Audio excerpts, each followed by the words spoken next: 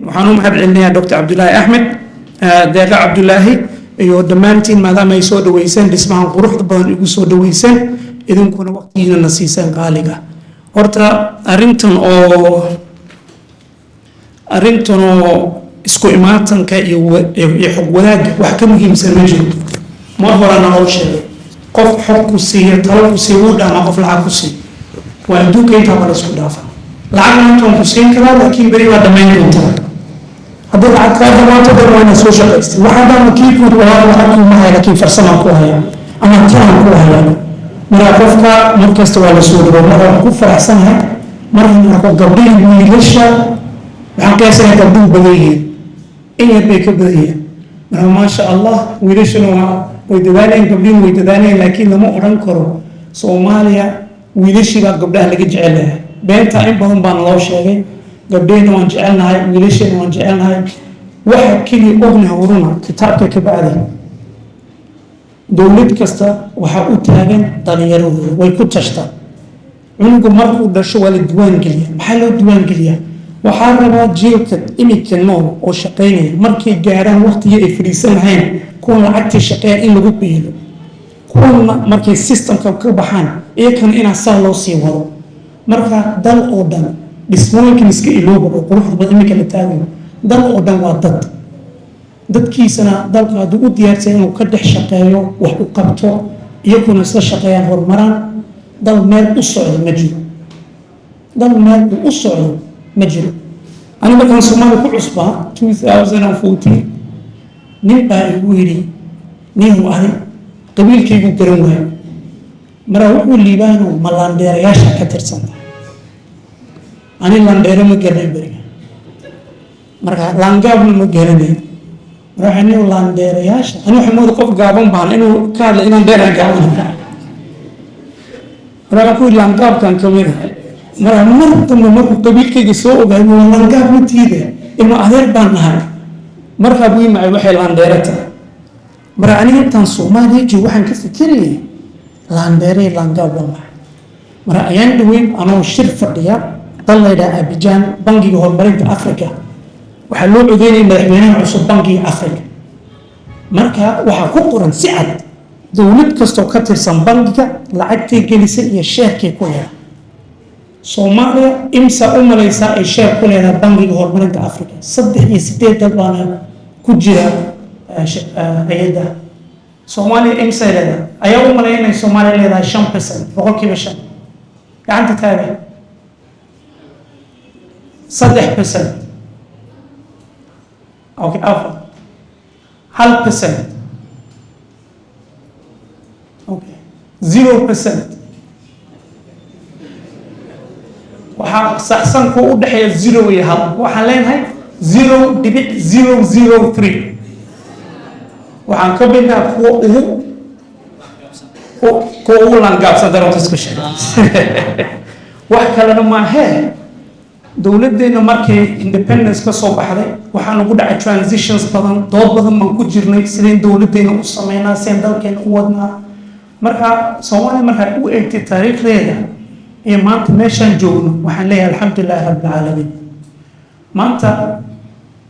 dhismaha aan ku jirno madaxweynaha jamhuuriyadda federaalka xasan sheekh dr professor xasan sheekh maxamuud ilaa khayr siiyo iyo faarax sheekh wasiir faarax sheekh cabdiqaadir vision bay lahaayeen iyakii tiimkooda inay dhisaan meel dhalinyarada mustaqbalka dalka oo jihayn doonta ay wax ku bartaan ay isku yimaadaan marka maasha allah maantana waa kan dhismahan taagan quruxdiisa waa dhismihii labaad dhismahan waxaa ka qurux badan idinkoo meeshan fadhiya maanta oo khudbadan dhegeysanay oo rajeynaya markaa meesha ka baxdeen inaad maxaadeenaya wax ka faa'iidiin wax qaban doontiin horta goorma wax la qabsada waxaa wax la qabsadaa marka adiga isku kalsoon tahay marka adig og tahay waxaa tahay waxaa rabtid meesha u socotid keligaana meel ma gaari kartaa maya chinese waxay odhan jireen haddaad doonaysid inaad meel degdeg ku gaadhid keligaa tag cidbaha la hadlin toos orod waa gaaraysaa laakiin haddaad doonaysid meel fog inaad tagtid dad kaxayso dad oo isku caqli tihiin ya nabi maxamed sal allahu alayh wasalam markuu madiina u socday asxaabadii ugu horeeyay ka soo helayay wadada ka soo raacay la-aanta kuwa ma garnay islaam maanta say noqon lahayd. marka waxaan leeyahay dhalinyarada mustaqbalkii weyn in badan baa leeyahay, laakiin agaasikuweedka macadka maanta Dr. Cabdullahi wuxuu waxaan weligii rumaysnaa mustaqbalku waa maanta. adduunkoo dhan dhalinyarada maxay leedahay waxaa lagu tashtaa maanta beri iyo mustaqbalka. meeshan simad waxaa leedahay innovation lab waxaa yimid lama mar baan yimid waxaan arka dhalinyaro wax badan wada oo dadaalaya. marka aad iyo aad waxaan ugu mahadcelinayaa jaamacadda simad iyo heritage hay'adda cilmi baarista heritage oo isku kaa wada keentay oo abaabushay barnaamijkan aad u qurux badan. waxaan u maleynaa u sacabtugtiin waa muhiim way yaaban tahay gudoomiye deeq in badan looma sacbiyo heritage mar labaad ugu celiya. marka barnaamijka rasmigan galayna waxaan doonaya horta mustaqbalka haddaad tihiin maas garanaysiin dadka xagga jooga maas wada garanaysiin maahumaha qaar baas garanay qaar baas ma garan. haddaba midigtaaga eeg horta midigtaada eeg iyo bidixdaada eeg. marka qofku kura jooga haddaa garanayn baro haddaa garanaysidna si fiican u sii barta. waxaana ku dadaashin waxaa ku dadaashin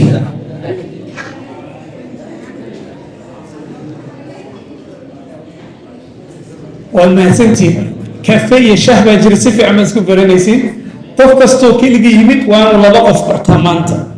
qof la yimid waanu 3 bartaa. marka insha allah adduunkoo dhan waa network. qofkaa garanaysid waxaa garanaysid mooyaane wax kale uu garanayaa waa la isku darsanayaa. marka adduunka haddaan wax isku darsano meel fog baan gaaraynaa. dalkan marka laga fikiro taariikhdeena waxaa xoreeyey SYL dhalinyaray ahaayeenoo fikir lahaa. waxay rabeen inay gumaysi ka baxsadaan dalkooda dhistaan oo ka faa'iidaan khayraadka dalkooda. xaq bayna u lahaayeen wayna guulaysteen. kabacdi waxaan samaysanay democracy. waxaan keennay africa dowladdii ugu horreysay oo loo codeeyey madaxweynihii ugu horreeyay loo codeeyey madaxweynihii ugu horreeyay markii oo laga badiyeyna intuu shaqada ka tegay beeraley iska noqday oo waa mahadsantiin waan aaminteen iminkana waa yala laabateen kalsoonidii waan iska baxay. marka taariikhdaa waan leenahay democracy wax nagu cusub ma xitaa dhaqankeena saan u noolnaha in laisdhegeysto in la kala dambeeyo in gar la dhigto waxay ka mid tahay filosofigeenna oo ku dhisan diinteenna iyo dhaqankeena. taana waa democracy. marka democracy shapes badan bay leedahay nuuc badan tahay laakiin waxa weeye in la kala dambeeyo in laysla socdo in laysfahmo in laysku tanaasulo in wax laysla qabsado laakiin marnaba laysku malin in la kala fiican yahay oo la kala weyn yahay. taa waa siday bulshada oo dhan u boorboorto. cid ka awood badan maanta ma jirto. waxaa lagu wada nool yahay heshiis baa lagu wada nool yahay. shalay madaxweynaha Jabuuti federaalka waxay soo bandhigeen xigsigii 2060 July 1 insha Allah keeda baa noolaan doona. dhammaantiin qaar ka midana waxaan rajaynayaa noloshiina meel wanaagsan in marayso xitaa qaar madaxweyne noqon karaan iyo wasiiro iyo xildhibaano. waxaa ka mid ah Soomaaliya isku filan dhaqaalaheeda uu kordhay oo 0.003 ka kordhay. marka su-aasha taagan waxa weeye sideen meeshaa ku gaadhnaa. cid rabta Soomaaliya oo burbursan oo shaqo la-aan ka jirto oo marka fatahaad iyo abaaro dadka barakiciyaan ma rabno. marka su-aasha waxa weeye sideen uga baxsanaa oo uga tallaabsanaa noloshan adag aan ku jirno. horta dhibaato badan way jirtaa. dhibaatadana waxaa keenaya taariikhda adag oo na soo martay. inta qolkan ku jirta horta anigu waxaan dhashay 1986 86 marka uma malay qof 86 xaggan dhashay inuu ku jiro. ayaa 1990 ka dambeeya dhashay. ayaa 2000 ka dambeeya dhashay. wow maasha allah 1995 qof ka dambeeya dhashay. gudoomiye deeq waan iska baxnaa meeshan waxba nooma yaalaan ما شاء الله مرة وحليها آدي آد بويرتين مستقبل كيمو نيجوه الريال مرة حيك سجن 2060 dadkii loogu talagalay waaba idinka ani 2060 waxaan noqon doonaa hadduu ilaahay nafta ii daayo 75 marka waxaan taray ma garan meelaha baan iska socsoconaya caruud awowgahay baan daba ordayaa ma garna ilaahay baa uga daanoolaha laakiin idinka waxaan rajaynayaa tv-ga niga daawado oo marka laga hadlay dhaqaalaha horumarka dalka dastuurka dalka inaan idhaaho raggaa mar baan khudbadu akhriyay yaa ninkaa waan garanaya ma gabadhaa waan garanaya taa sharaf weyn bay ii noqonaysaa laakiin kama dhuuman karno dhibaatooyinka dhalinyarada maanta haysta dhalinyarada waa mustaqbalka laakiin wax badan baa hor yaalla inay gaaraan guushay rabaan iyo guushay karayaan ay xaq u leeyihiin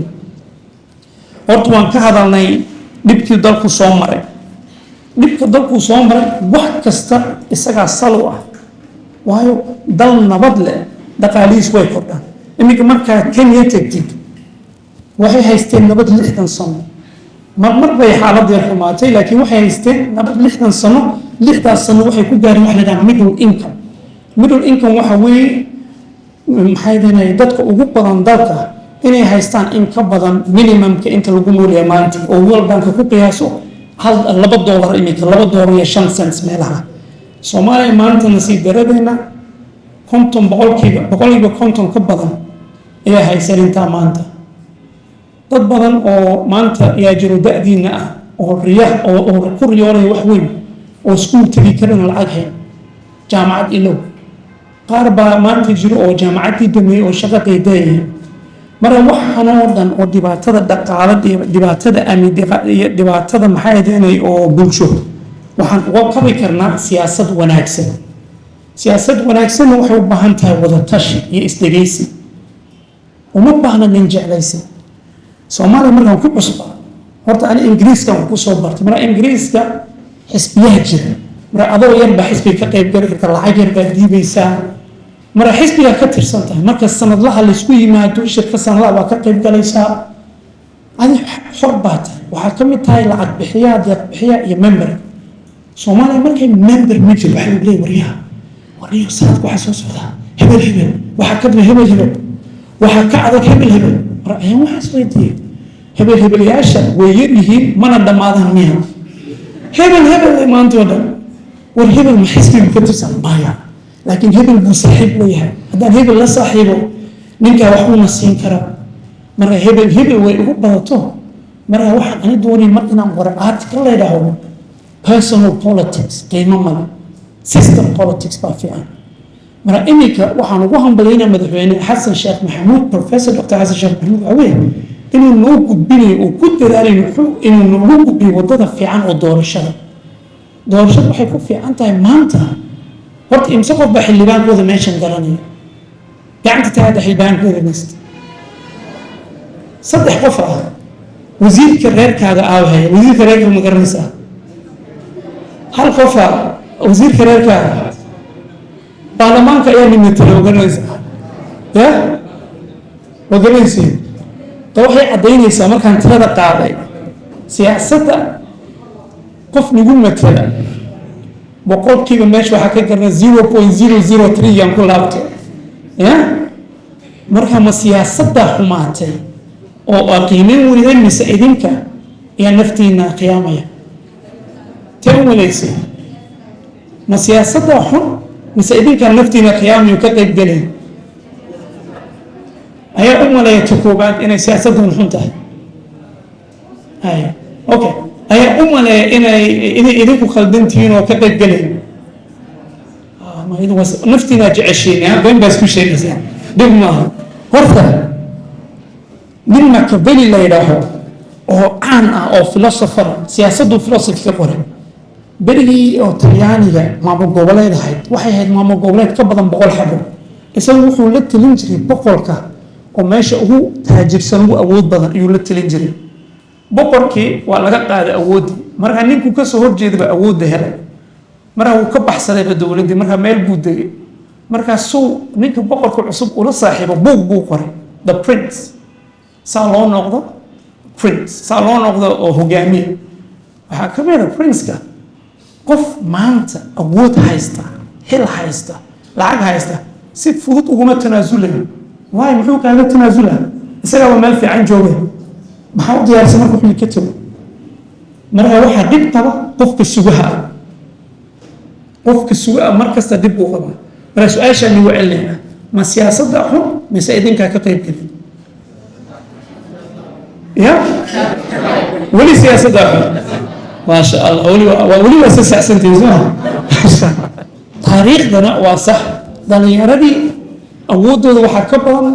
dadkii waaweynaa waayo say u dhisan tahay society-geena ayaa sidaa talada odayaasha laga qaataa qofka da-da lagu qiimeeyaa maxaa yadeen waxaa lihi qofka markuu weynaado waxaa usoo kordhaa aqoon iyo maxaa yadeen iyo waayo aragnimo taa aqoon way noqon kartaa laakiin ma aha dhalinyarada in albaabka talada laga xidho waayo aragnimada ilaahay baana bixiya anigu waan arkay dad 60 jira oo ka aqoon badan yihiin qof oo dhalinyaro 20 jira aqoonta si ilaahay baa mar bixiya experience-kana waa la helaa laakiin opportunity-ga ayaa qof kasta u siman yahay marka dhalinyarada in albaabka opportunity-ga laga xidho waa khalad marka maanta waxaa leeyahay dhalinyaradii kama muuqdaan siyaasadda maxaa yeedeynaya da-da lagu noqonaya xildhibaan waa 25 siyaasadda lacagta lagu galay way adag tahay xildhibaanki wuxuu ku rabaa un ilaa maalintaa dooratid markaa dooratid taleefonka ma qabanayo somaa qof baa igu yidhi maanta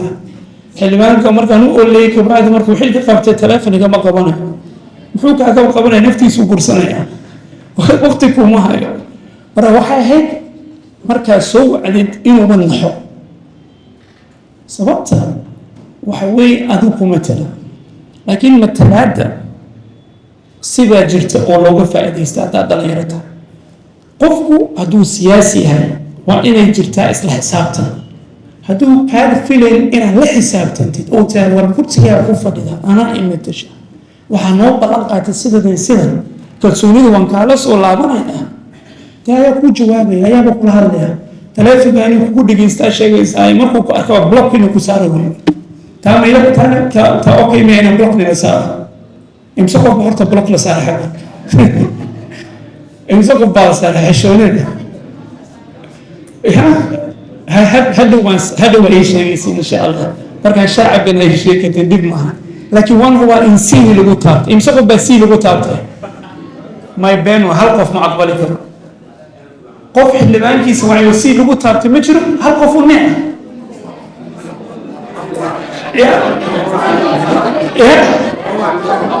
maba qabanayo siidaba fiican baa leedahay maasha allah siida waan gaarina marka waxaan ku xigsiina in laga qabto in marka waxaa rabna la qabto maaha sida loo sameeyo sidaasaa ku gaaraysiin baan nii sheegi doonaa insha allah horta dhalinyarada 70% dalku waa dhalinyaro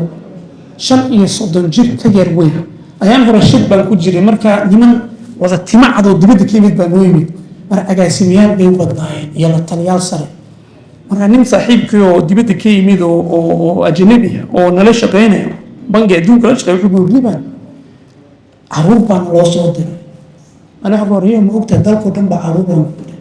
أنا قادر هي عروض أقول لك أوير هي كأسبوع كم تدمات 35 برنامج أقول لكن أقومت علمي وكجرت يوائع لماذا أمي عليك أويسيه من كله مركي الشركة دماتي قف كستوكا هلا أرنتيسا الوزارة دي سي متري كان عصتري سي متري نقول ما يقص أحسن تاني ولدي سؤالها اللي ويدي أقول سومالي وان عند أضدنا هاي لكن إن أضيق وحو كتشي إن بضانونا لمرميري مرام كوني ما نغنطا ربنا وحي سحنا ربنا وقتنا لقلهم يمكرنا ما نربنا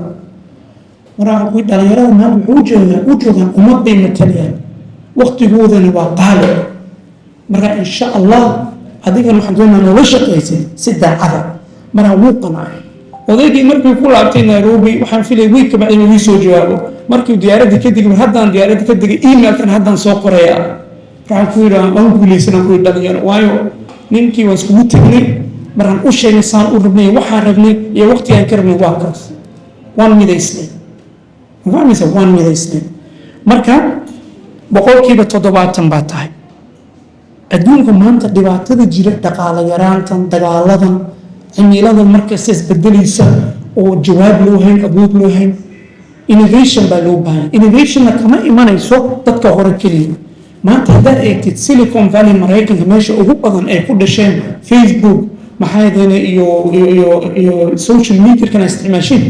waxaa keenay rag dhalinyaro oo xitaa jaamacadaha ka tegay markii macallimiintii waaweynaa waxaa ka hadlaysay ma garanayno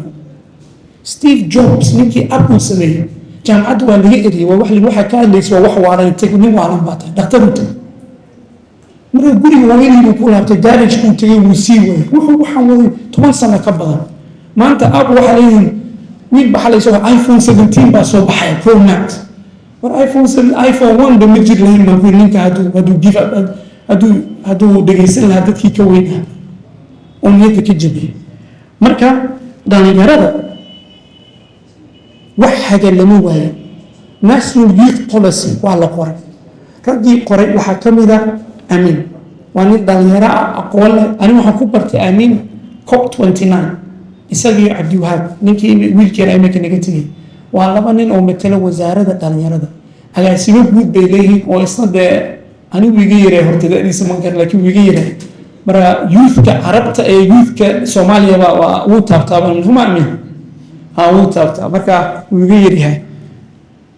policy wuu jiraa diyaar waana leeyahay wax aragtay iminka dowladda madaxweyne xasan sheekh wuxuu empower dhalinyaro badan ma maanta TV ka aragtiin hadday tahay dhaqaalaha hadday tahay waxbarashada hadday tahay safiirada chance waa la siinayaa dhalinyarada way jirtaa laakiin chance-kii baa badnayn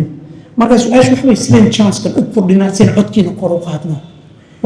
codkiina kor haddaa u qaadeen waxbarashada waxba male maalayacniga waxba ma tarayso waxbarashada aduun bay kugu egtahay marka codka seen kor u qaadnaa kow horta idinka isweydiiya ayaan ahay midnid isweydiiya ayaan ahay aniga maxaan rumaysanahay systemkan aan ku dhex dhashay aan ku noolahay oo layga baahan yahay inaan wax ku dhex qabsado waa maxay ee sidee u shaqaysaa calaacal ma fiicna cid kasta siduu ku jiro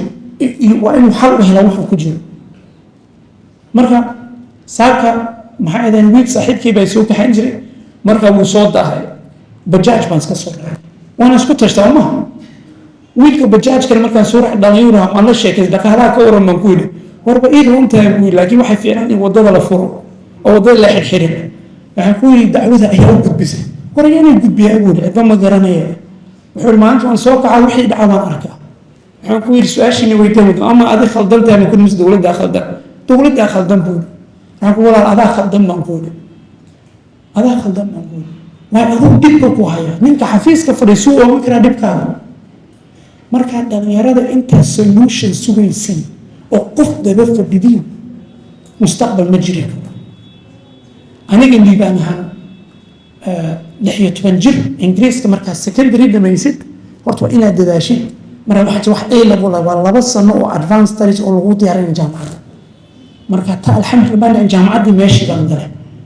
anigu waxaan ka dhashay dee reer aad u taajirhayn xaaladana ma fududeyn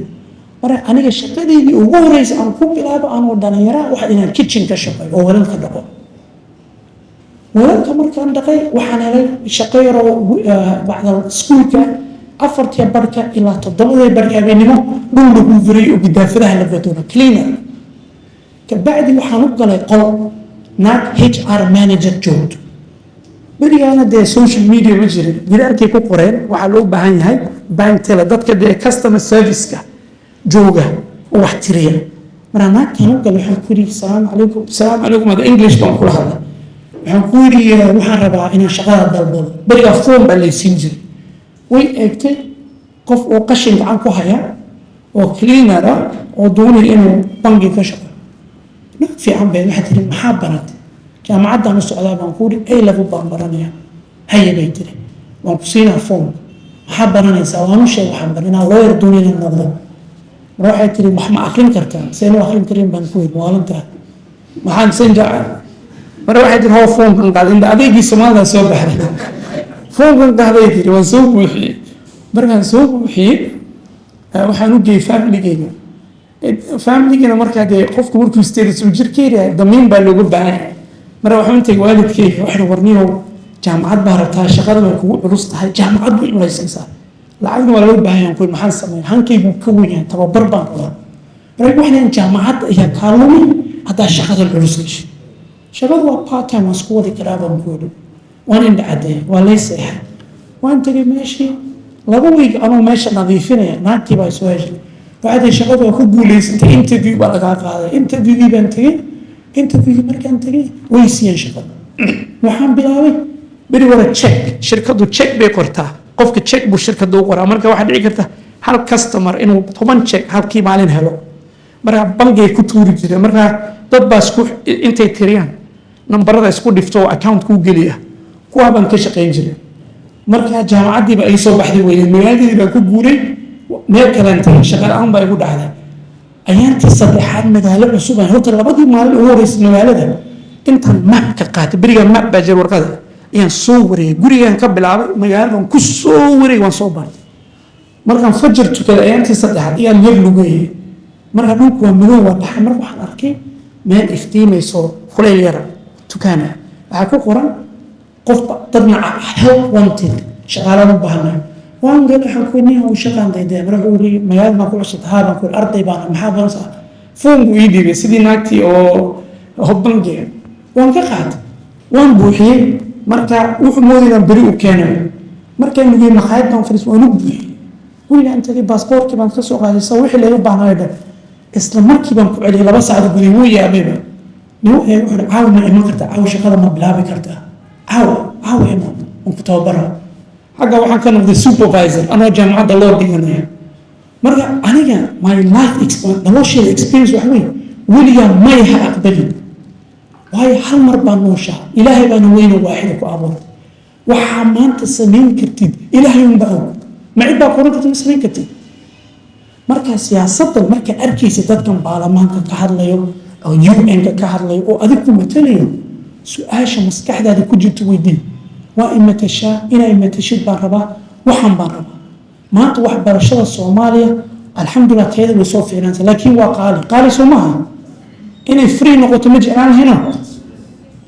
في جيل كي نقول بلاش بيكودكت مرحبين حسن بلاش بيكودكت يا أباي بلاش بيكودكت ولكن الجامعة دي دبل اللي جايو مريكان كإنجليزكا جرمال كويسو مرة رجع ما أنت دلك معمولة marka maanta xaq ba u leeyahay dhalinyarada daatiin inaad taan wax barashada bilaash ka dhigo ma karno lacagtan badan takallu waxa weeye ayaa u tagaya siyaasiyiinta ma hal qof baa ugu tagay hal qof adoo rumaysan inaad wax qaban kartid rumaysan inaad dadaali kartid ku qanacsanna dadaalkaaga inta ilaa imta ku yimid oo ilaahayna rumaysan taa waa muhiim ilaahay subxaanahu wa tacaala adoo rumaysan أورنا إله وحسينك وحقاق هذه كره والنفط هذا أنا إسقياسي أو استر أيام هاي محاربة محان سمين كره ما أقل ما شقدر هذا ما أنت أقل من بدي ما أقل من كرتان أيا كودي تذال بيوم بهانته مركز سياسته وهذا من حين حسن شيخ مركز لا هذا شيء 2012 أم ليسون من حين نقول المجلس وحلقها اللي رجعوا سياسة الصومري كأتكا يا كم مجعوينا لكن إلهي أمرك وصبح ذلك بعد ثم مركا وحن يقول شاجع مركا إذنكم نفتين هميسين وحربتين وغاتين إن المتليو وحق لي قفكم متلا ومركا إس أباب الشين أو سكوتي مع الدين يا مركا ينبح قبسان كتير ولا وحن يشاجع قبيل إلهي سبب ونقدر لكن مو أركوش قيستا سكوت بهدله قبيل وحا مانتا ماشا مدقة وحالا سميني هذا دونيس إنا مستقبل وين سميستين دلك نوتلسين وحقبستين كما سوقات التمام مدحوين حسن شاه يفارح عبد القادر وزير فارح عبد القادر institution وحي كل سن صاحب تنمو يددال يا فكر محمد زاد اسمه مسكت هذه انت ما هالمر بين رياضي وحن الأردن تايبني أنا وحي اللي بيشي مدحوين دكتور حسن شاه محمد وبكارا كراسي كسوق هذا سو سيمر أساس يا مركا وحده وحوب بهانتها دبر أدكين تدا صمت يسكو حدنان مركا سياسة السيدة لوقنا boqol waddaa ku gali karta aqoon baa lagu gali karaa ganacsi baa ku gali karta innovation technology new baa ku gali kartaa ogow siyaasiyiintu waxay ku jecel yihiin markaa wax haysatid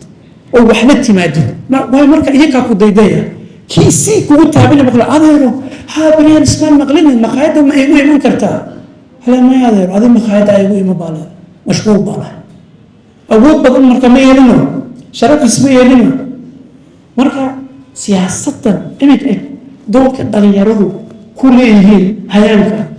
oo siyaasadda maanta inaas weydiino ma inaa ogaatiin taa waayo su-aasha waxa weeye how sidee looga faa'iidaystaa opportunity-ga haysateen sidee looga faa'iidaystaa waxay ugu faa'iidaysanaysiin inaad midnimada muujisin is-aamintiin isqiyaastiin khaladna maaha inay wax kaa dhinaadaan maanta khalad maaha inay wax kaa dhinaadaan khalad maaha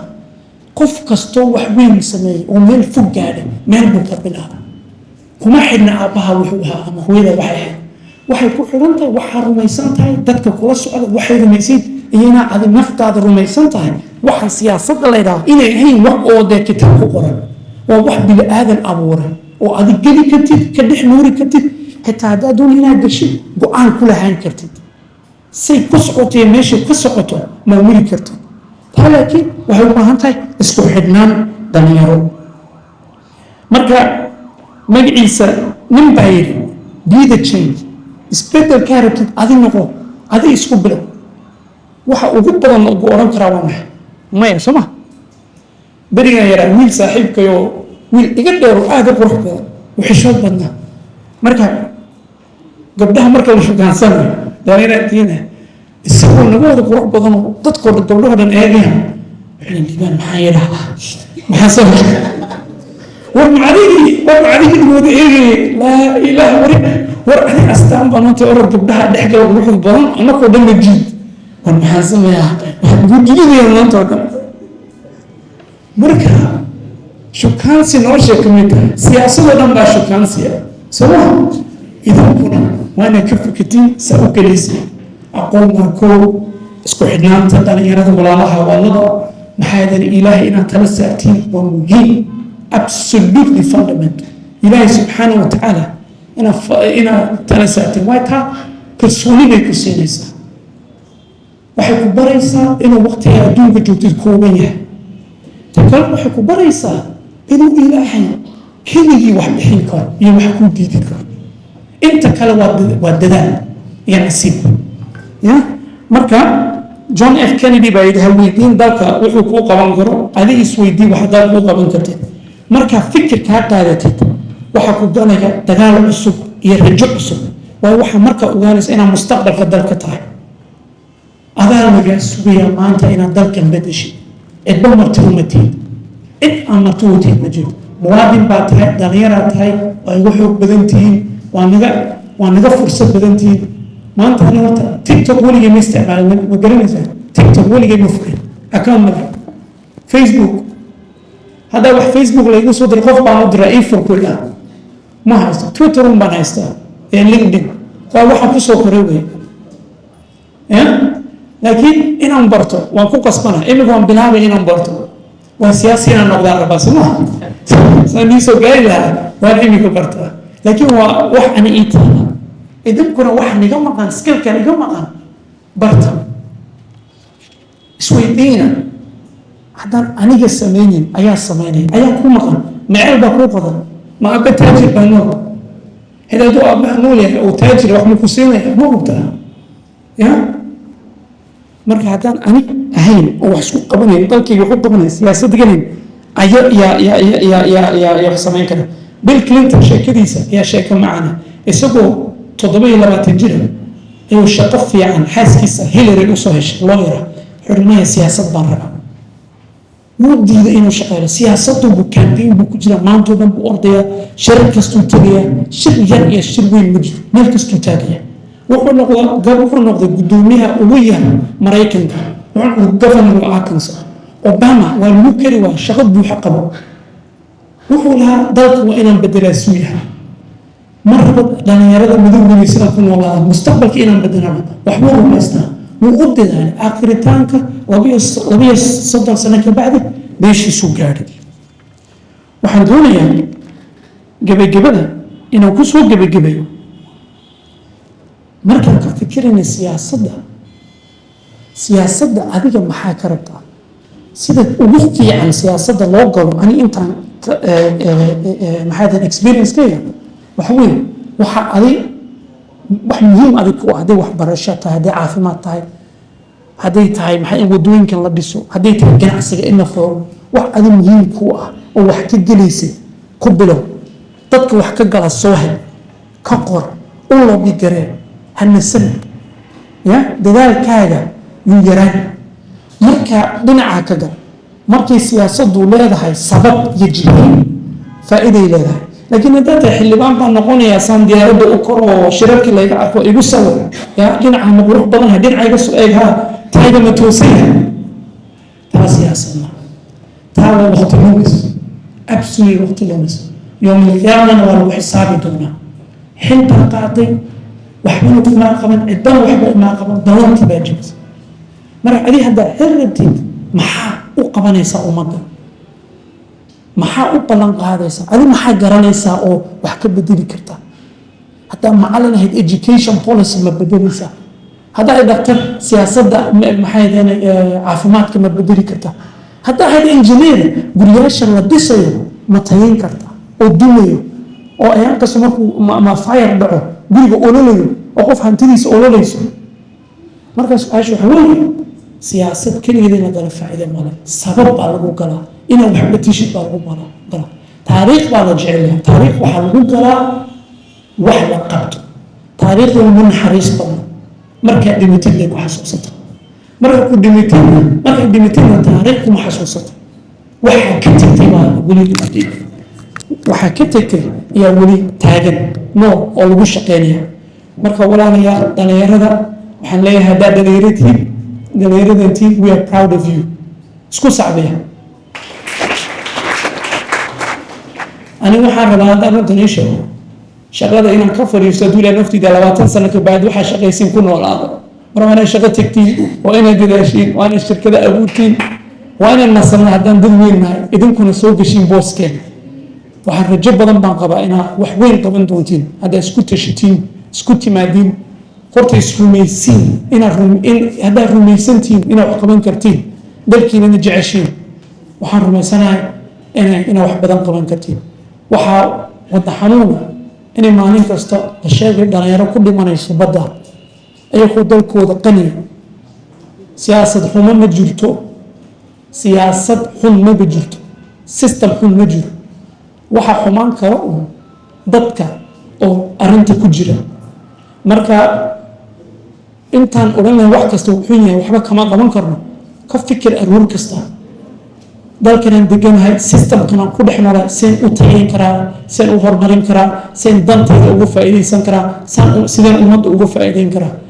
taa su-aasha mid u taala madaxweynaha oo keliya maaha mid wasiir u taala maaha mid culamo u taala maaha waa mid shaksi kastoo soomaaliya u taala waa calanka buluuga uu naga wada dhexeeyaa iyo shanta xidigtaa shanta geesa soomaali haddaan ahay baasboor kastoo ajani baan wato soomaali baan ahay cid aqbalay soomaali ma jirto marka 0.003 yaan iiga tegaya ku dadaala inaad at least 2% gaadho marka idinku dowladda la wareegtiin insha allah taana dadaal badan buu baanta wax weyn maaha marka ayaa laandheeraa marka lagu weydiiyo 0.003 ga xasuusta laandheero waa mudan noqonaynaa ku dhaha haddaan dadaalnay insha allah mustaqbalka dhalinyaradaas kale insha allah dadaala annaguna ana garab joogna waa mahadsantiin thank you magac dheerahay fakar waxaan ka mid ahaa ardayda wax ka barataa jaamacadda ummadda soomaaliyeed marti waan ku ahay barnaamijka sharaf baynay tahay inaan kasoo qayb galo intaa ka gadaale dabcan dhalinyarada iyo doorka ay ku leeyihiin dimuqraadiyiinta marka laga hadlaayo runtii xaqiiqadii inaan yaro fiirinaa qurux badan soomaaliya dowladdan hadda ka dhisan ama sistemka hadda inoo dhisan wuxuu soo bilowday shirki carte ka soo bilowday shirki carte taariikhda dadka akhriyey kulankaasi ma jirin hal dhalinyaro ah oo shirkaas fadhiyey mana ku dhiiran karinba meeshaas nimo waxaa fadhiyeen xaalkooda ilaahay ogyahay ayagoo sidaas ay tahay haddii maanta la fiiriyo systemka maanta dalkeena ka jiro laga soo bilaabo hoos yani agaasimooyada agaasimooyinka yani ilaa iyo kor limaad xildhibaanada stage walbaa dadka hadda maanta xilka haya waxay u badan yihiin dad dhalinyara agaasimooyada haddaa kasoo qaadid 35 wax ka weyn aada u yari agaasimooyinka yani wasaaradaha haddii lasoo qaado 40 wax ka weyn aada u yari xildhibaanada haddii la imaamo majority ugu badan waa dad dhalinyara that means powerkii dhalinyarada siyaasaddu way ku jirtaa oo ma xaqirna taas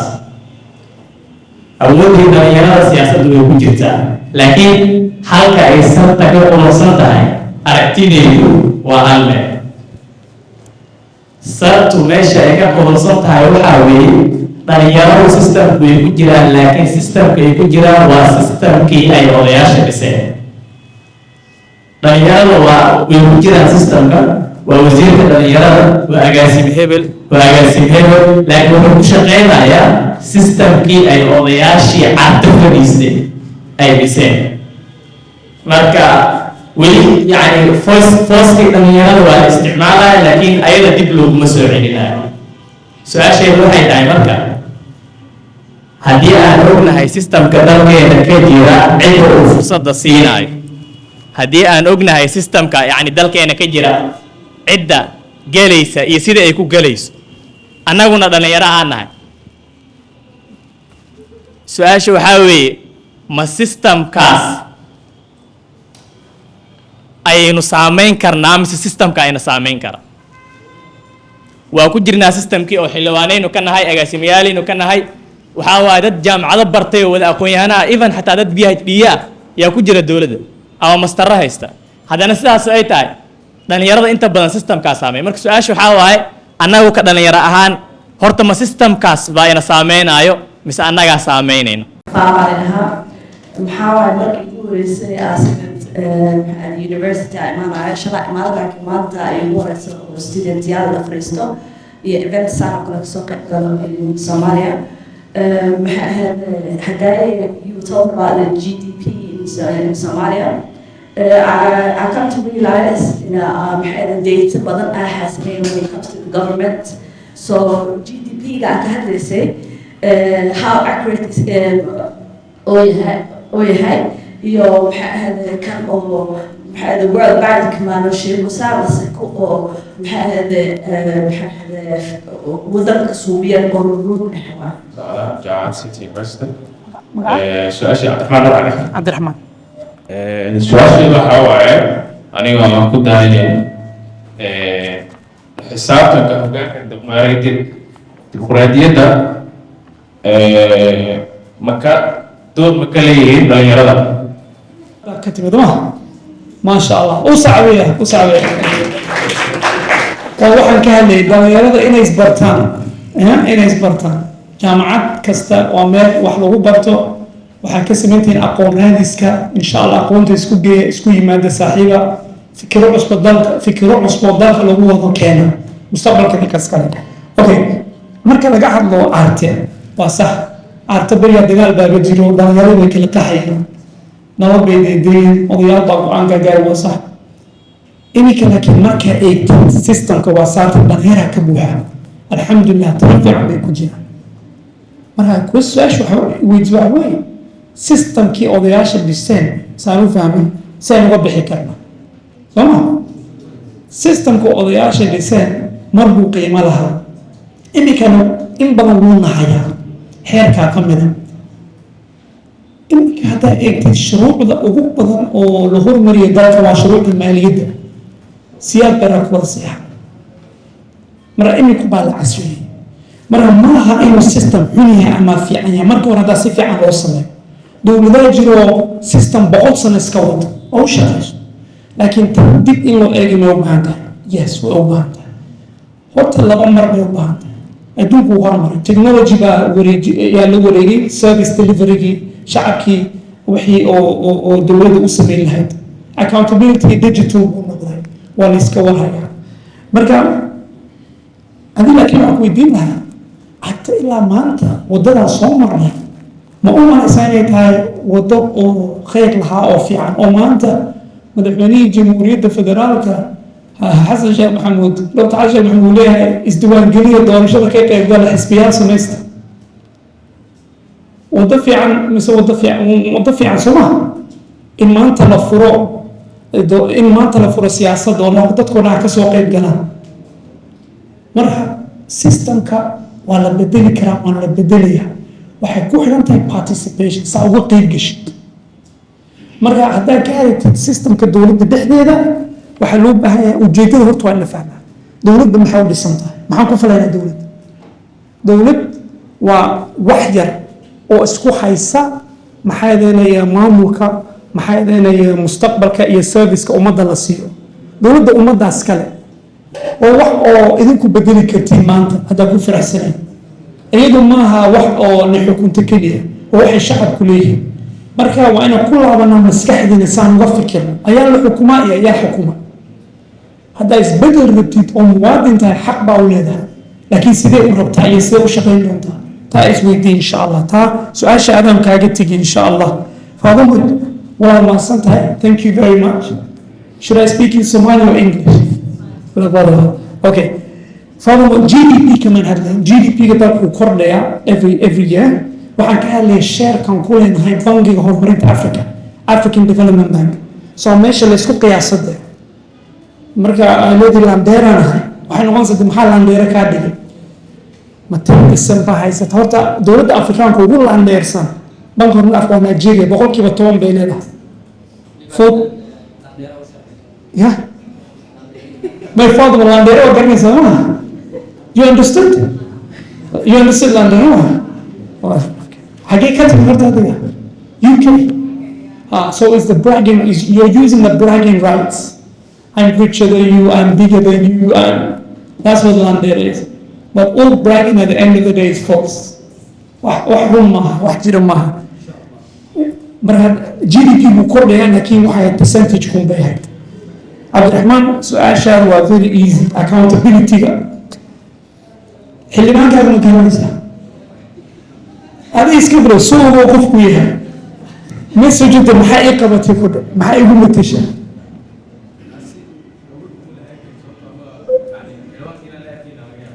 dee inaa heshiisay u helaysaa su-aashu waa taa haddii baarlamaanku tagaan isku sacbiyaan haddana diyaarad nairobi u raacaan dee ayagu shaqadiisa musaahib ma isku kaa keenaya mara xildhibaankaa ma garanaysaa numberkiisa ma haysaa soo ogow nabada markaa accountability xaggan bay ka bilaabmaysaa insha allah laakiin marka laga hadlay accountability adaa lagu matalaa adiga martiilaban runta u sheeg waxaad tiraahdaa hadday matali karin anaa isoo sharaxaya ama qof kalan keensanayna soo ma cid kugu qasbaysa ma jirto waa inaan ka duwanaa fikirkana aniga waan ka hooseeyaa dowladda waa ka saraysaa dowladda dowladdu waa maxay waa dad idinka ni matala ha xafiisyay fadhiyaan suud bay xidha adduunka laga arkaa laakiin qof kasta markuu meeshaa fadhiyo wuxuu leeyahay the government of Somalia the people of Somalia waa haddii kale matalaad male kursi maba fadhiisan karo adiga intaa qofka arkaysid calanka arag calanka hor yaala ayuu u fadhiya calankan ayaa iskale idinkaas kale ya marka matalaada saa ugu fikiraysin bedelada calanka eega qofka eegin qofka la bedeli karaa ya imse xildhibaan iyo wasiir oo waxaan soo maray iminka kula fadhiisto makhaayadaha hadda way kula hadleen waayo waxba kuma hayaan laakiin hadda nambaradooda hela inta wax nii hayaan la xisaabtama mise waa khaldanahay waa saxsanay soo maha exactly hay mahadsantiin بدأ وقتنا مقعد والشباب أنا بلا وشالي الناس عن يعبد عزيز محمد وحان تومي دان أرض الجامعة السنوات كان عمل فضل توفر له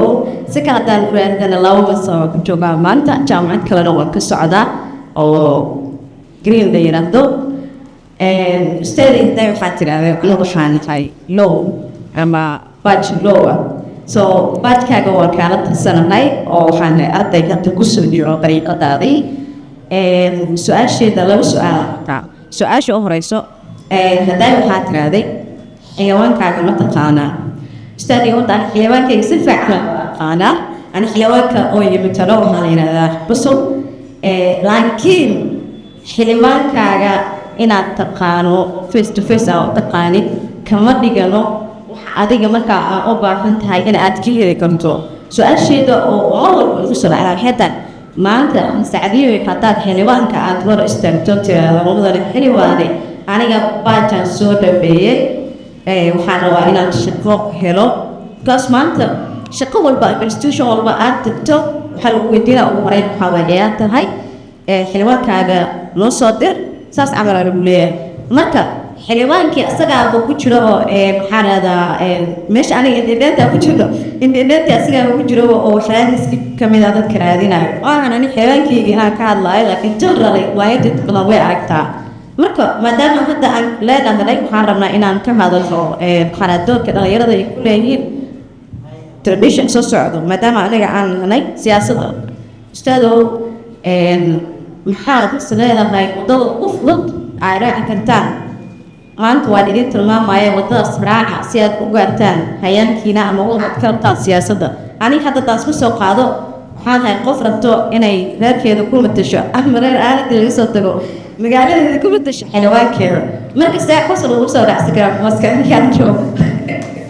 أنا أريد أن أتكلم SIU dhanka kaleetana waxaan agaasimaha ururka Women Somali Social Worker waxaan rabaa inaan laba su-aal ku weydiiyo sidee buu qofka dhalinyarada ah uga mid noqon karaa hormuudka isbedelka dimuqraadiyadda ee ku saleysan cadaalad iyo sinaan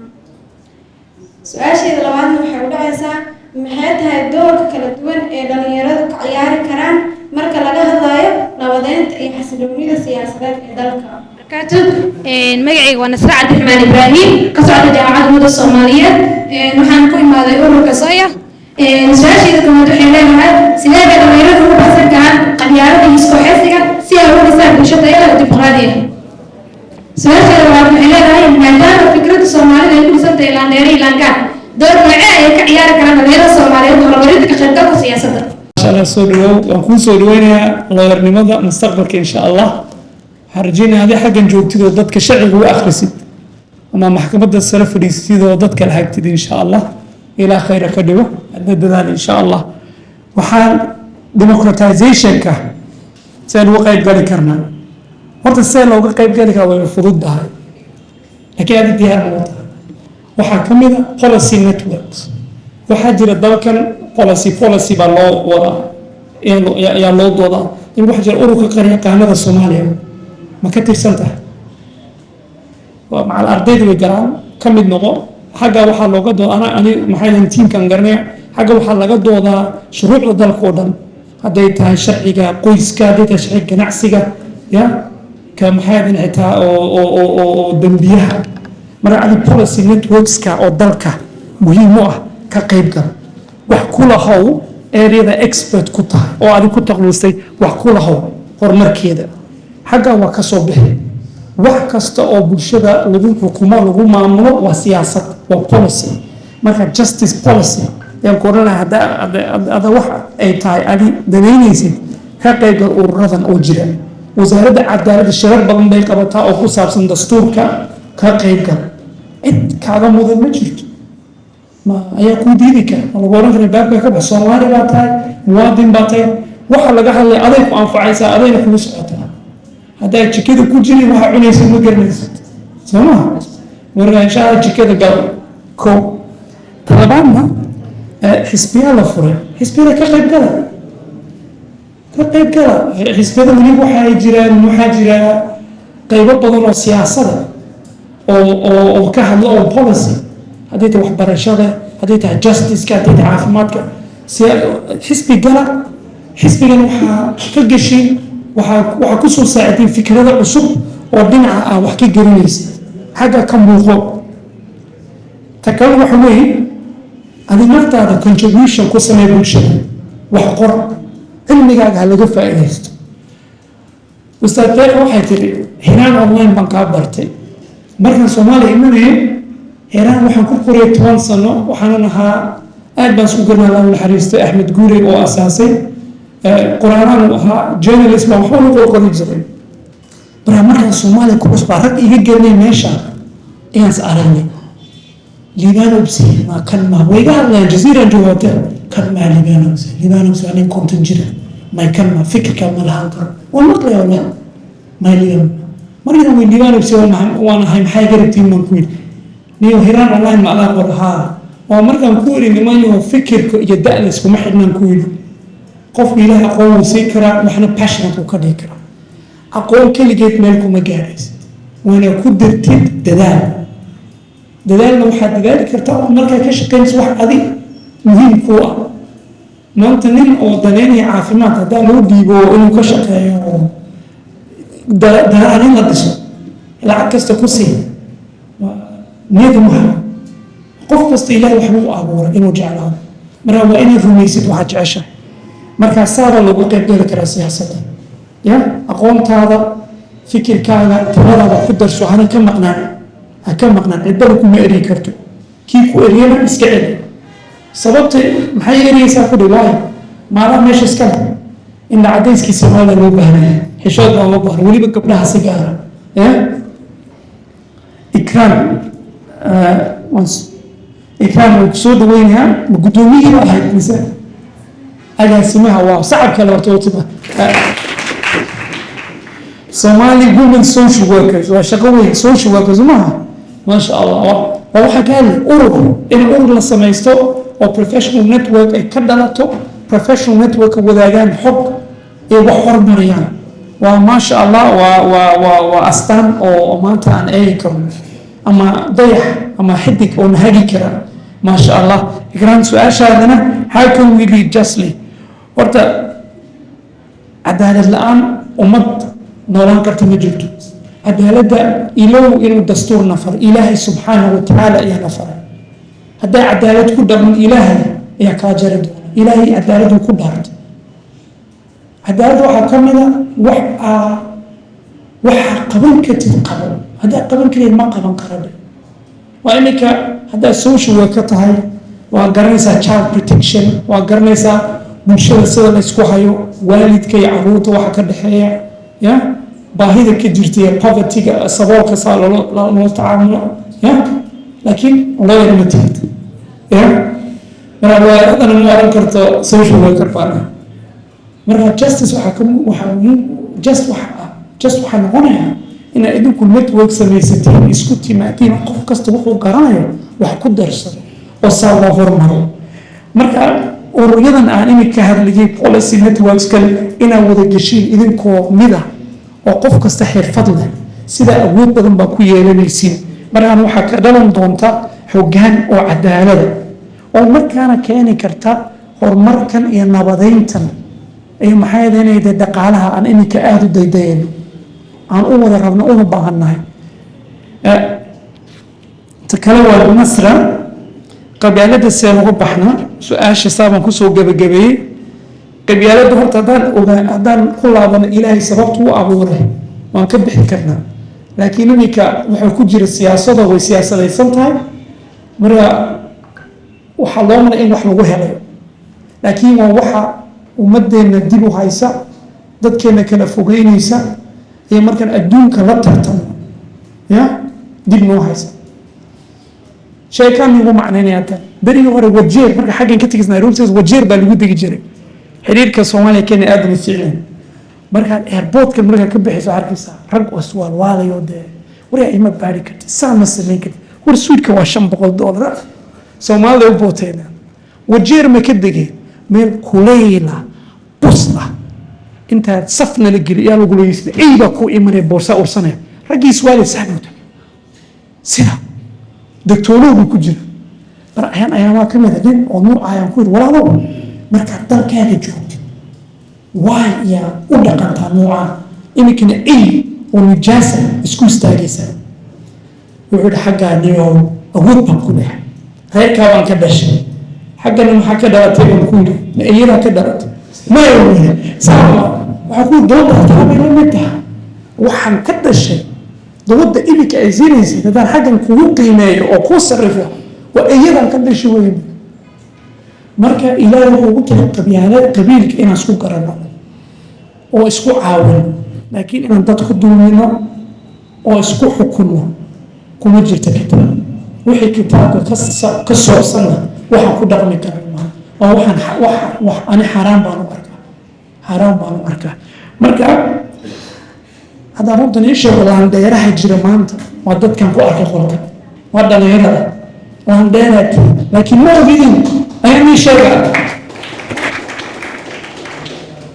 waxaa tiraahdaa hama laandheerana laandheera ma tihin haadaha cuudu bila waxaan laandheera ku celiya laandheera ma tihin waxaan laandheera maaha laangaaba laandheera ma tihin haadaha laandheera ma tihin shaqa hadhay wallaahi macallimiinta simid waa inuu sheega jaamacadaha waxaa loo baahan yahay inaad rumaysnaatiin waxay ku laabanaysaa rumaysnaada mustaqbalka dalkaati haddaa intaa rumaysnayn xaggee tegaysiin xaggee u socotiin siyaasaddan ka qayb galaynaa qolkiiba isma geenaysiin lagu doodayo marka baxleeda hayaa leedahay askari badan ku baara hayo id ma haystaa mahay bax waa iska baxaysaa adaa kow laabanaya maxaa laabanaya joog dood xaq baanu lahada soo maha albaabka haddaa ka laabatid go-aan ka soo baxa haddana ku xukun waxbana kama odhan kartid marka is adkeyn iyo indha adkeyska u baahan tahay waa horumar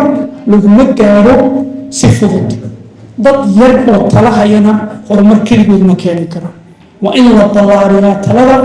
go-aanka la ballaariyaa si hadda wixii ka soo baxay natiijada ka soo baxa dadka oo dhan oo anfara okay waa mahadsan tahay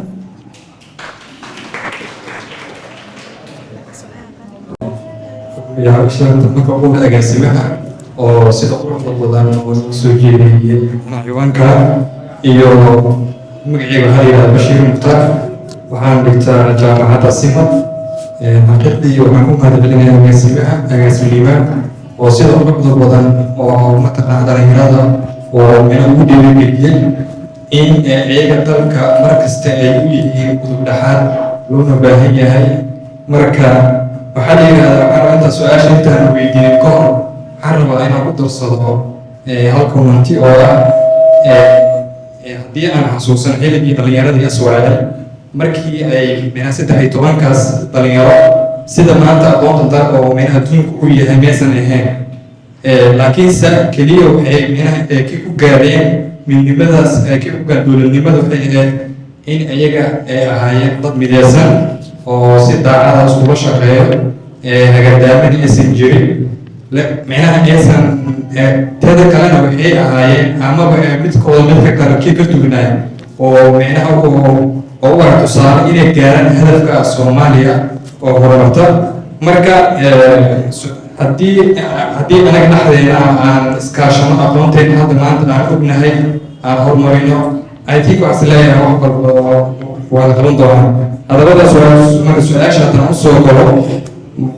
maxay tahay muhiimadda ay u leedahay wacyigelinta dhalinyarada arrimaha dimuqraadiyadda marka su-aashaasaan rabo inaan weydiiyo waa mahadsantahay insha allah jaamacad Simad iyo Macad Heritage waa barnaamijkan agaasim waxaana tiri wax isweydiiyo yaa tihiin isweydiiya waxaan soo ogaaday inaan nahay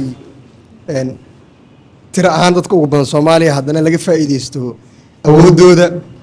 laga faa'iideysto codkooda haddana aanan iska daa in wax loo qabtee aanan lagu baraarujin inaysan sida loo baanahay hadday jirto xataa ay yartahay aanan lagu baraarujin inay tahriibka adlisi ay ka go-aan sida xanta suuqa ku jirto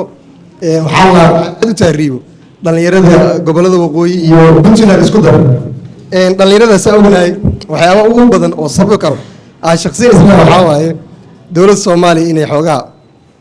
cunaqabateyn dhanka dhaqaalaha ay saartay dowladaha xagga ka jiro dowladda horta weligeed waa survive commentiga ka wada waxaa waaye dowladii waa survive garoobi kartaa dadka dowladda ku jiro laakiin inta badan bulshadu wixii dowladda ay samayso dhalinyarada iyo bulshada meeshaas igaa ku dhimanaya ku baaba'aya rajo xumaa ku dhacay ka bacdina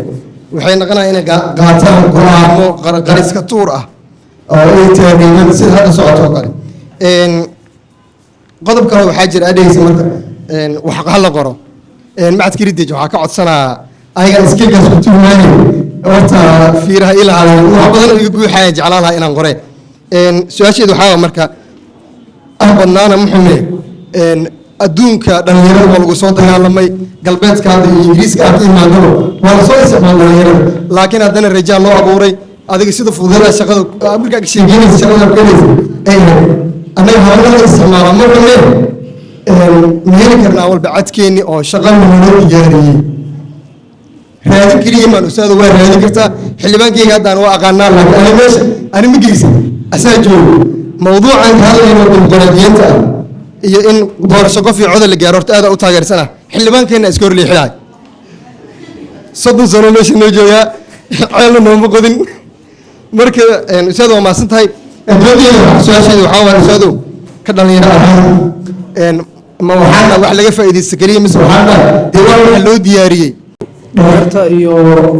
dhammaan dadka meesha ku yimaadaan umadsan yihiin ustaadka barashka gobolnaya waa si gaar ah u mahadcelinaya ani waxaan rabaa inaan aan ku weydiiyo maadaama aan bulsho muslimiin aan nahay oo soomaali la yidhaahdo oo dhaqan iyo leh maadaama aan nahay barnaamijkan oo dimuqraasiga nidaamka maanta noo dhisan sidee buu ugu hirgeli karaa macnaha oo 4.5 sidee buu macnaha waxa marta ugu hirgeli karaa midda koowaad taas waayo midda labaad waxay tahay maadaama doorka dhalinyarada laga hadlay sidaan ognahay maanta dhalinyaradu waa labeenta yani waddanka waayo ama haldoorada waddanka waayo ama foolaadka waddanka saasooy tahay inta yani ilaahay uu ka soo bixiyey dhibaatada ma ahane waxaa jiro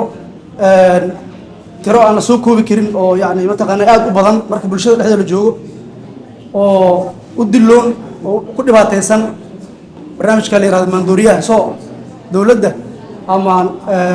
systemka noo dhisan sharci xakamaynayo maandooriyaha oo yani waxa waay maarata si active u shaqaynaa ma jiraa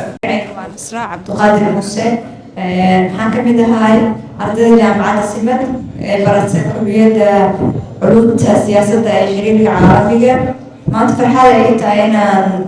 goobjoog ahado halkan ku dhawaad afar su-aal aan diyaariyey marka dad badan ay ku koreeyeen su-aal kasta waa sii sheegay macnaa qof kale sii sheegay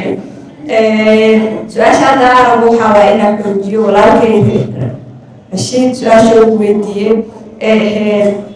ma jiraan waxaa la lahaa horta doorka dhalinyarada inay ismuujiso waayo inay ka qayb qaataan waa siyaasadda horta ma jiraan hindis sharciyeedyo ama sharci ama qoonto dhalinyarada ay leeyihiin taas u sahlaysa ka qaybgalka siyaasadda nin dhalinyaro ah oo ka shaqeynaya waxanba amiin ma ka jawaabi kartaa su-aasha ugu dambeysa waxaa ugu tala gasheen dhalinyarada haddaa wasaaradda dhalinyarada youthka tiid markaa policyga sameynayseen ya ma ka jawaabi kartaa welcome so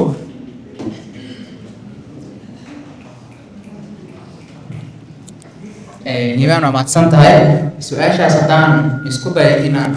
kaga jawaabo anuu matalayo wasaaradda dhalinyarada wasaaradda waxay samayso waxa la dhaho national youth policy ama siyaasadda qarni dhalinyarada soomaaliyeed sideedana marka institution wax ka shaqeynayo shaqo u qabanayo waxaa la rabaa inay jiraan guiding document oo laga tixraacayo programmeska ama projectska markaas la qabanayo national youth policy waxaa loo sameeyey in lagu align gareeyo shaqooyinka lagu horumarinayo dhalinyarada soomaaliyeed waxa uu ka kooban yahay 10 tiir 10kaas tiir wax la iska soo qoray ma ahayn waxay ku imaadeen consultations badan oo lala sameynayo dhalinyarada soomaaliyeed dalka meel walba ay ka joogaan gobolada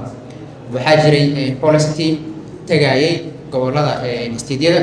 waxay la tashanayeen dhalinyarada ka kala imaanaya diverse backgrounds ha ahaadaan kuwa ururada dhalinyarada ardayda jaamacadaha wax ka barato dhalinyarada shaqeysa kuwa private sector-ka dhammaantood marka waxay la weydiinayaan maxay ahaayeen dhalinyaro ahaan maxaa challenge hadda wajaheen kadibna maxaa xal u arkeen oo isdhihi kartaa challenge-gaas ku haysto lagu xalin karaa sidaasay ku imaaday marka national youth policy-ga cabinet-ka waxay dhahaan ansixiyey May 2023 hadda waa effective waxay ku eg tahay ilaa 2030 hay-adaha kala duwan ee Soomaaliya partnerka la ah iyo wasaaradda iyo institutionada ka shaqeynaya arrimaha dhalinyarada oo dhan policy-gaas ay soo xigtaan asagayna ku shaqeeyaan waa laga yaabaa in gaabis uu jiro waana iska og tahay capacity-ga dowladdeena iyo dalkeena meesha uu gaarsiisan yahay waa 0.003 uu liibaan sheegaya laakiin wax waa jiraan dhalinyarada loogu talagalay waana shaqeeyaan wax socda waaye waxaa ka mid ah tusaale oo kale tiirarka ugu muhiimsan ee siyaasadda ay ku dhisan tahay tiirka koowaad oo ah in dhalinyarada loo sameeyo shaqo abuur shaqo abuurkaas waxaa lagu sameynaa tusaale oo kale qof dhalinyaraha xirfad haysto kasoo baxay jaamacad ama innovation labs oo kale yaqaano wuxuu sameynayo qofkaas wuxuu u baahan yahay in maalgelin loo sameeyo innovation entrepreneurship la gacan qabto taas tiirka koowaad ee siyaasadda address gareynayo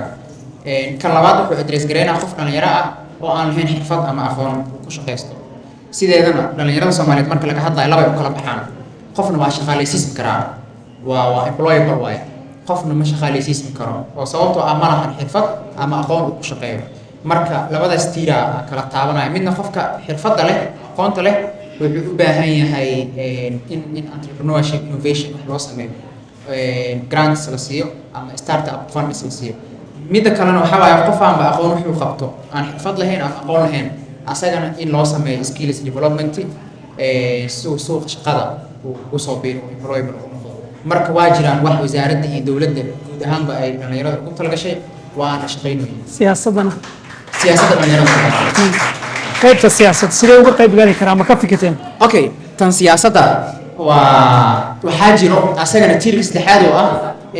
leadership participation and governance ayadan waxyaabaha loo sameeyo waxaa waaye siyaasadda Soomaaliya waan aqaanayo entry point maba lahanba meel laga soo galo mana siyaasadda Soomaaliya waa albaab xiran oo qof rabo markii la rabo in la soo geliyo albaabka laga furo adi soo galo laakiin qof maanta dhihi karo ma jiro Soomaaliya ahay qof dhalinyaro ahay hana aan siyaasadda aan kale yahay meeshaas aan rabaa inaan ka galo waa iska jiraan hadda horumar la sameeyay tusaale oo kale doorashooyinka golaha deegaanka Puntland laga qabto kale kuwa hadda la qorsheenayo in dalka ay ka dhacaan ayaga waa waxay noqon karaan good political points dhalinyarada oo noqon karaan meel siyaasadda ka soo galaan waaye tiirkaas marka asagana wuxuu ku imaaday dhalinyaradii ka cabanaysay siyaasadda dhibaatooyinka ay ka wajahaan markay rabaan inay galaan waa adaa ka dhawaajiyay waxay u baahan yihiin tusaale oo kale fundis qofka waxaa la dhahaa lacag $10,000 laga rabaa inay xildhibaan ku noqoto kale dhalinyaro waaye ma awoodo culays ay ku tahay waxaa u sii dheer waxyaabaha kale uu sameynayo kharashaadka kaga baxay campaign iyo waxaas marka hadda laakiin ila fiican waaye haddii golayaasha deegaanka doorashooyinkooda la qabto dhalinyaro badan oo passion siyaasadda u hayo ayaa kusoo biiri karto tiirkaasaa si gaar u address gareynaya dhalinyarada siyaasadda iyo ka qaybgalka arrimaha bulshada waxyaabaha kale oo national youth policy ku taabanaya waxaa ka mid ah asagana tiirka sagaalaad wuxuu ka hadlaa waa youth reconciliation and social cohesion dhalinyaro isku xiran ayaa network samaysan karto dhalinyaro isku xirana siyaasadda wax ka keeni karto one of the practical examples oo aan mar walba jeclahay inaan ka sheekeeyo waxaa waaye markii aan wadnay national youth policy consultationska meelahaan tagnay waxaa ka mid ahayd gaalkacyo waa qof walba gaalkacyo baa yaqaanaa gaalkacyo waxaan ku aragnay dhalinyaro leh dalada dhalinyarada nabadda mudug magacaas inay lahaayeen oo malayna magac sifac ma ahayo laakiin waa dhalinyaro isku tagtay oo Puntland iyo Galmudug youth ka socda gaalkacyo degan dhalinyaradaas waxyaabaha ka sheekeynayaan waxaa ka mid ah marka consultationskana dadka nala wada ka mid ahaayeen gaalkacyo waxay ahayd magaalo ay isku dagaalaan dad sokeeya weliba dagaalo aad u soo laalaabtay burburkan kadib dhowr jeer la isku dayay in heshiis la qaxay dadka heshiisyadii waa shaqeyn waayeen waxaa dhacday 2016 markii ugu dambeysay gaalkacyo nabad dagaal ka dhacay waa la isku imaaday waxaa la dhahay shirki heshiisiin weyn la qabanaa dhalinyaradii waxay u advocate gareeyeen in ayaga qayb loogu dhigo processkaas nabadda loogu sameynayo gaalkacyo qayb ay ka noqdeen heshiisaa la gaaray heshiiska la gaaray marka dhalinyarada waxay ahaayeen kuwa driver seat ka fadhiyo oo wax ka hagaya heshiiskaas dhalinyaradii markii heshiiska la gaaray waxay sameeyeen integration waxay sameeyeen networking sessions oo dhalinyarada isugu imaanayeen si isbuuclo ah qaarkood bilo ah dhalinyarada ka kala socota marka labada dhinac ee gaalkacyo ay isku baranayeen isku dhexgalayeen ay ka hadlayeen waxa dantooda ah oo ah inay isdhexgalaan economic social integration ay samaystaan ilaahay hadiis iyo dadaalka dhalinyaradaas kadib gaalkacyo tan iyo markaas dagaal kama dhicin sababtana waxaa waaye dhalinyaradii markii horeba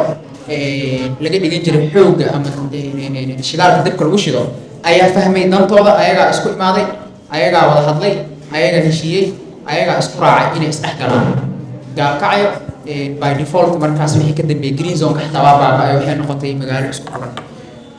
Tiirkaas marka oo ah social reconciliation iyo cohesion sababta ku imaaday taasay ahayd gaalkacyo laga keenay. Waxay ka mid tahay marka tiirarka sida gaarka u taabanayo dhalinyarada dimuqraadiyiinta iyo inay ka qayb galaan nidaamka dowladda. Marka waa intaas. weydiin kartiin saddexdii su-aalo la weydiiyey amiin baa ka jawaab laakiin hal xabo umaan kusoo laabanaya democracy iyo islam waa su-aal oo meesha mar walba taada democracy aayad qur-aan maaha dhayo maraykanka saa loo xukumiyo saa sweden loo xukumiyo say isku xukumaan carbaha democracy waa la oran karaa waa nidaam oo la isku maamulo nidaamka maanta markaan ka fikiro democracy islam wax ka cadaalad wanaagsan islam ma jiro waxaaba lagu leeyahay ka aqoon badan ka dambe aqoon isku doorta kala dambe kii wax og wax u dhiibta marka waxaa la rabaa inaan u gudubno magac kasta loo isticmaale waqti dadka aqoonta leh hagi lahaayeen ummadda oo weliba lagu hagayo kalsooni ay iyagu siiyeen dadka hagaya waayo halka awood adduunka jiro waa ta ilaahay subxaanahu wa tacaala taa run masabeen ma awood kala jirta bini aadan haddaan la isku dayo iskuma filna marka waxaa jira wado la isku xukum ilaahay subxaanahu wa tacaala wuu noo ogolyahay haddii laba qof meel u socdaan qof waa inuu hagaa qofka kale laakiin maha inaan khalad kugu hago xoog kugu hago ku handido qabiilkaygaa laan dheera qabiilkaygaa laan gaaba marka democracyga ilow su-aasha waxaa u bedeshaa sideen si cadaalad isku xukumi karnaa sideen u wada socon karnaa sideen nabad u heli karnaa sida wiilashan dhalinyarada oo cajiibka badan galkacyo ay u gaareen sideen nabad u wada heli karnaa waqti fiican sa dalkeena u dhisan markasta ma gaajaan ku jiri karnaa markasta ma qof shisheeyaan bari karnaa markasta adoo suuq xiran shir fadhiya 0.003 ma aqbali karnaa anigoo maaha waa dhammaanteen soomaali baa tihiin taariikhda idinkaas kale maanta qofka keliya oo bedeli kara taariikhda oo maxaa sida singapore ka dhigi kara dalkan iyo malaysia meelahaan ku cararayno wax kusoo baranayno waa annaka dalkan hal resource buu leeyahay waa annaka hal maal buu leeyahay waa annaka kalluunka badda malaayga badda iskama soo saarayo saliidda dhulka iskama qodayso ya nabadda iyada isma ilaalinayso cadaaladda keligeed isma falayso marka reality waxa weeye solutionskan dibadda ka daydayana ma jiraan ma yaalaan ceelna ma qodna cidda ma maqna waa annakii uun innaka qolkan ku jirnay inta dalkan joogda gees to gees iyunbaa dalkan u maqanaya u joog u nool marka walaalayaalow mustaqbalka youthka weeye idinkuna ogaada inaad tihiin ku talagala inaad tihiin ku dadaala sa u noqotiin hogaamiyaal fiican oo dalkooda iyo diintooda iyo dadkooda xutara intaabaan igu soo gabagaben waa mahadsantihiin جامعة السمن وها اكتب leader political science and international relations وها أنا founder of Shankar Heritage Director or platform to educate for youth. So I have a comment. Comment لو حاول هذا وها إهسي تتكوّين يعني شركة عقدت كتير تتكوّين وحر سوف نستن سوف كيرين أمان تقصون مني which is really true بس حالتها لكن ما أهان اللي مرة بس حالتها أنا بني طالب حالة مبرية لا تربوا أبناءكم على ما ربوكم آبائكم فزمانكم غير زمانكم which is like what you guys want about it so good of me if حديث الله أباهن طيب to change transformation مثلا أباهن تاي we need another shift أو كي shift عارضة عمل لكن ما كان دور الرياضة كتسوقي كبرنا تاي رأيي يطلع iyo policies kan ay kulli yihiin gacan thank you so much ورحمة الله تعالى وبركاته بعد السلام ميغي وعفتاس تعالى سألوا وحاك سؤال جامعة الجمهورية وحانا هاي وصل الدجري وحانا مانتا heritage institution and civil المفاوضات المشكلة عندك هذا كل يهين حيانك كرافيا سوماليا لابا كومنتي ayaa rabaa inaan ku darsado markii aad inaan dhahaysay siyaasadda ma xumo sidoo kale systemka ma xumo dadkana matala axmed dadkana matala hadday xun yihiin sidee ayaan ku xalin karnaa ama sidee ayaan iyaga idin aan meesha ku saari karnaa midda kale communitiga labaada barshada maxay tahay sidee ayaan ugu biiri karnaa siyaasadda soomaaliyeed anigoo dhalinyarada afka soomaaliyeed ku hadlaayo iyo aqoon-yahaniinta soomaaliyeed labadaas community ayaan ku darsanaya adva arrintii oo bad leadership bad ma oran horta dadka xun oo dadka inay ku jiraan xun ma oran waxaa yidhi systemka ma xunaan karo waayo dadka may ku jiraan ya ayaa systemka maamuli kara bedeli kara marka systemka haddaan xun nahay aan dhammaanteenba xun kii ku matala macal adigaa xun anigu dar ya waa wuxuu waa facilitation qofku meesha wuu joogaa laakiin maxaa u ogolaaday inay meeshaa joogaan maxaa ku haya meesha awood uu isticmaalay waa maxay ay isticmaalayso marka laga fikirayo system maaha uun qofka mar horaa yidhi personalityga ha lagu gudbo hebel baa yidhi hebel baa soos hebel waxba nagama gelin systemka aan rabno waa maxay system adi ka muuqan kartid wax ku darsan kartid wax ka saari kartid oo aday leedahay waxaa jir soomaali seefta waxaa loo dhiibtaa qofaa ka ceshanaya laakiin systemka mid adi aa samaysay maaha mid xitaa cid anfacaysa maanta hadda xildhibaan weydiis wuxuu leeyahay shaqadan ma jecel ima anfacaysa waa waxaan rabay ma samayn karo saan dadku uma mateli karo xafiisya milihi oo laygu yimaado ya mishaar baan qaataa mishaarkan iguma filna inaan wax ku qabto adduunkan xildhibaanada kale waxay qaataan mishaar waxay qaataan alaawad gunno ay kula kulmaan shacabka xafiisay ku leeyihiin meeshay dadka ka matalaan marka anagu dadka xitaa siyaasadda ku jira way diban yihiin marka su-aasha ma fiican inaan farta taagtahay laakiin waxaa muhiima inaan isweydiino sideen xaaladan adag maanta aan ku jirno uga baxnaa ma doorashadii hal qof iyo hal qod baa ma xisbiyaasha in lays qoraa ma inay dhalinyarada isku timaaday tiraahdo anagu waxaa noo muhiim maanta shantan area oo policy oo doonay inaan maanta wax laga qabto waxbarasho freeya caafimaad bilaasha ya wadadan la xidhay in la yaro waa in wax laysku ogyahay laysku raacay la keenaa taa mayna fahantay marka insha allah markas waa ku socday annakay noo taalla waxaa ku laabtaa liibaan obsiye oo 18 jira oo 16 jira oo naagtii qolka ugu gelay isagoo cleaner ah oo le shaqadaa baan rabaa bangiga ayadii habaysa waxaa ku laabana liibaan obsiye oo aroortii markuu fajirto aroortii maalin qabo oo lugeynay oo tukaan kulaylkeeda arkayar eegay oo ku qorantahay shaqaalaha loo baahay iska gale waa sidoo aamiye albaabku ma furna waa garaaxay waa laga furo weerahaye waa lagu xidhi marmar waana garaacdidu ilaa lagu soo geliyo marka insha allah shaqaana wadataa marka insha allah qof kasta meeshiisa ka dadaalo aad iyo aad baa mahadsantihiin maadaama waqtigan qiimaha badan ay siiseen